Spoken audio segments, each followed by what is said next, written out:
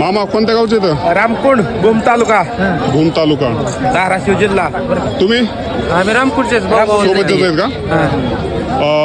आज आडस येते आलात तुम्ही, कशासाठी आले होते? शेळ्या चांगल्या भेटतात म्हणून आलो होतो आम्ही इकडं. कोणती ही शेळी घेतली का? ही शिळी घेतली 42,000 रुपयाला घेतली. 42,000 रुपयाला. 35 ते 45 पर्यंत 10 शेळ्या घेतल्या तर 35 ते 45 शेळ्यांच्या 10 शेळ्या 10 शेळ्या घेतल्या. घरी पाळायच्यात का? घरी पाळत पालन आहे आमचं. बंदिस्त शेळी पालन. चांगल्या भेटतात म्हणून गाडी पण घेऊन आलो चांगले होतो. तर. पिल्ले बी चांगले आहेत. उस्मानाबादी आहे. थोडा दिला ना आमच्या असतं. पण शेळ्या आवडल्या म्हणा शेळ्या चांगल्या क्वालिटीच्या आहेत. शेळ्या भारी बाजार. येत जा आडसच्या बाजारला. चांगला वाटला म्हणा.